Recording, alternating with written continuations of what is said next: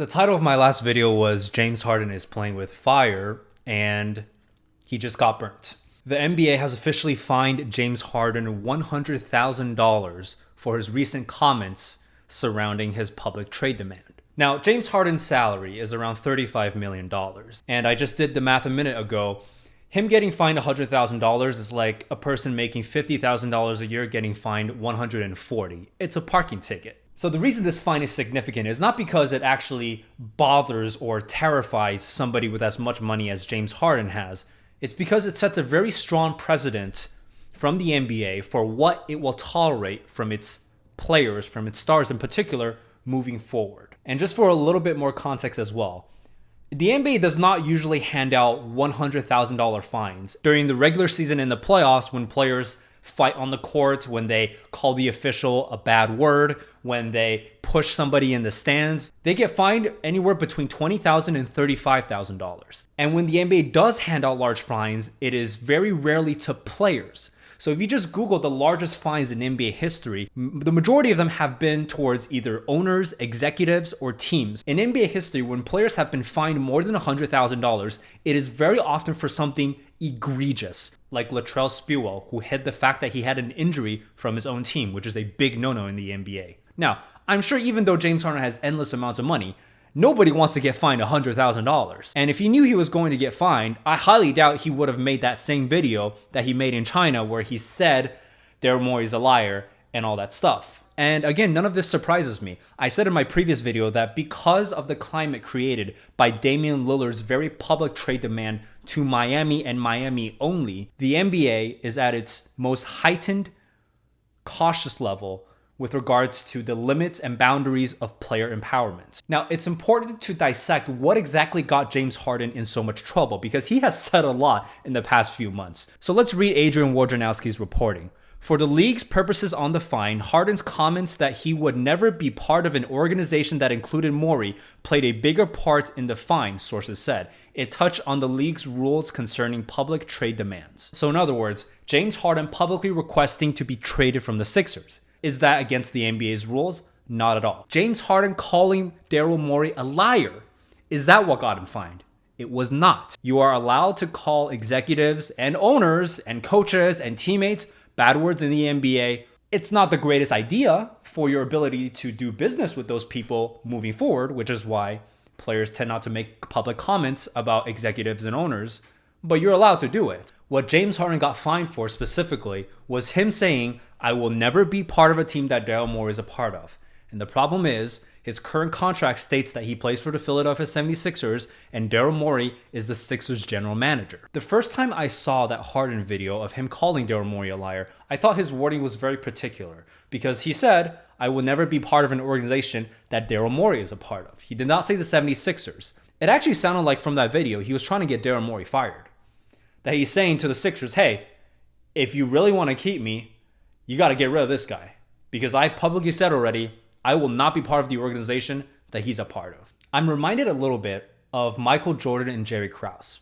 So during Michael Jordan's best playing days in Chicago, the general manager was named Jerry Krause. And if you're unfamiliar with this beef, just Google Michael Jordan, Jerry Krause, and you're going to find a lot of salacious stories regarding their time together. But long story short, they did not like each other at all. It was to the point where Michael Jordan had disparaging nicknames that he would call Jerry Krause, that he publicly and privately berated some of Krause's favorite draft picks. There's a whole story with Tony Kukoc. And do you think the Bulls upper management, do you think the Bulls owners were happy about that, about this feud?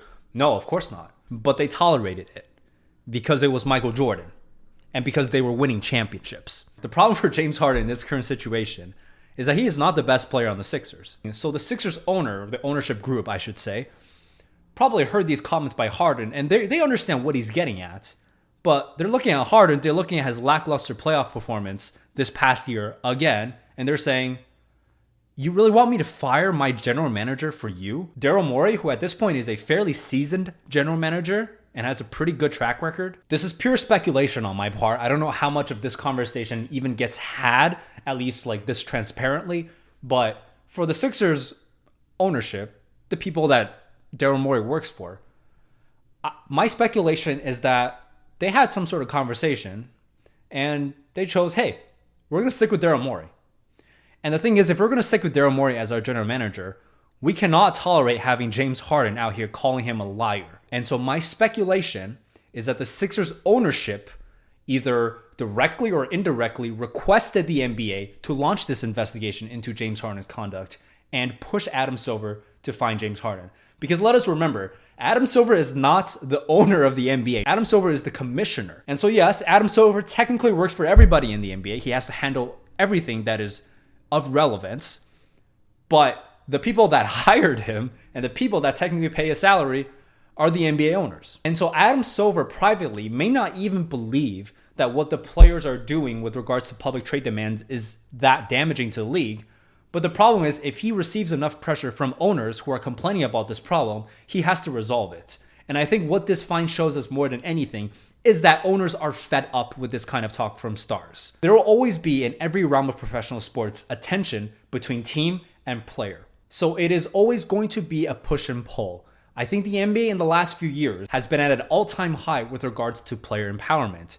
And I think finally we're seeing the pendulum swing back a little bit. It is not just the very public demands of Damian Lillard wanting to only be traded to one team. It is also the Kevin Durant trade request, the other James Harden trade request, the Ben Simmons fiasco in Philadelphia. As an NBA fan and as a basketball commentator, what I really care about more than anything is that the NBA is entertaining and that it's fun and that it's competitive and that there's parity. And taking that into consideration, I am mostly on the side of Adam Silver. Are Sixers fans happy about the way James Harden has gone about this trade request? Are Blazers fans happy about the way Dame has gone about his trade requests? And at the end of the day, with regards to both Harden and Dame, there has been no injustice done to them. In Harden's case, he is likely complaining about Daryl Morey reneging on an under-the-table deal that was probably done between the two of them last summer. I mean, that's an under-the-table deal. That's why it's under the table. It's not a guarantee. If you really wanted it, you should have pushed for it to be signed in paper. And so the NBA has sent a very clear message to James Harden and Damian Lillard and every NBA star moving forward, which is, at the end of the day, you work for us. We pay you to do what you are really good at, and we pay you a lot of money. There is a structure in place negotiated by the Players Association to grant you the option between choosing guaranteed money or flexibility, between guaranteed money and freedom. If you really want to be in control of your own destiny, the way players talk about all the time that they want to do, you can sign one-year deals. You can sign one-year deal and you can be a free agent every summer if you want. But no player wants to do that. They want guaranteed money, and they should want guaranteed money. They're in a profession where one serious injury could derail an entire career. There's also a thing called a no-trade clause. And if you really believe you are worth it and that you have enough leverage in a negotiation with an organization, you can try to negotiate a no-trade clause into your contract. Bradley Beal got a no-trade clause in his contract, and he got to choose where he went. But he only got that because the Wizards front office is run by a bunch of idiots. The NBA stance, and I think this is a correct stance, is something like this. Of course, you still have leverage as a player. If you really don't want to be somewhere, you can say, I really don't want to be here. And your team should, to the maximum of their ability, accommodate that request and try to trade you. What you don't get to say, and where your leverage does not exist, is saying, if you don't trade me, I will not play for you. Because that is not what your contract says. If you publicly demand a trade request and your team does not trade you, that's not a great look on the team either. And for stars and any other NBA players signing with that team in the future, they're going to look and they're going to hear about how that team treats players and whether or not they actually care about what the players want. All that stuff, all that stuff matters.